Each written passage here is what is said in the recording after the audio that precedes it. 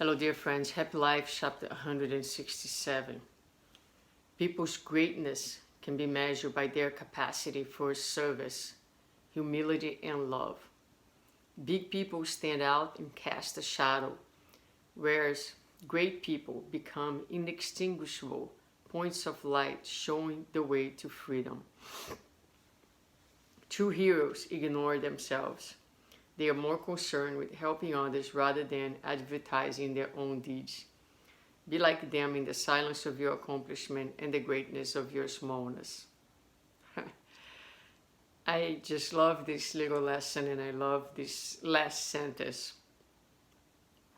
Be like them in the silence of your accomplishment and the greatness of your smallness. It seems contradictory, right? To be great and small at the same time. But this is precisely the gist of the entire message of Jesus. To be the small one, to be the most humble of all, to be the servant. And yet, it is precisely in that there lies the greatness of the big souls, of the big missionaries. The focus of their work was never ever themselves, was never ever about advertising or marketing their own greatness, because they didn't have time to be concerned with that.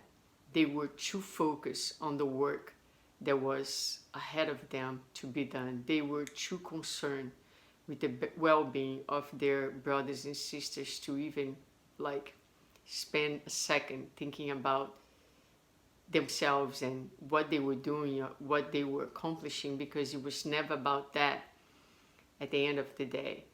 So she starts with people's greatness can be measured by their capacity for service, humility, and love. So to be useful, to be serving, and to give. We could substitute these words in that way. Big people stand out and cast a shadow, whereas great people becomes inextinguishable points of light showing the way to freedom.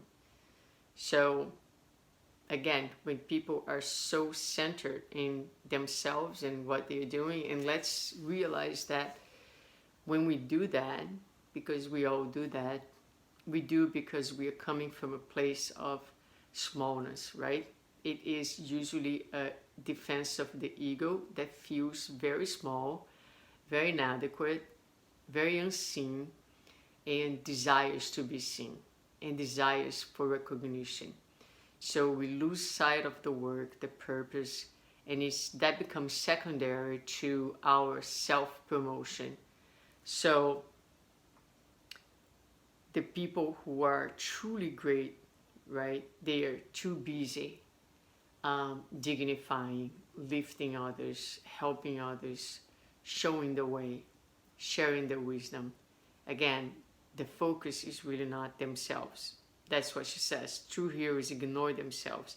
They're more concerned with helping others rather than advertising their own deeds. So there's no time for that.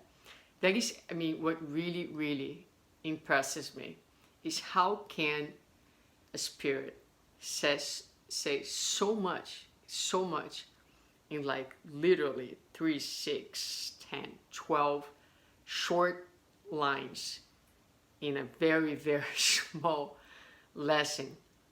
And we could do an entire lecture out of this small message. And why this is so challenging to us is because given our level of disconnection with our self, with our essence, and with God, coming from a place of lacking, feeling that we lack so much, we are constantly seeking to promote ourselves and to, again, to be seen, to be loved, to be acknowledged. We seek this sense of worth from outside because we lack from within. So it becomes very, very difficult to disappear,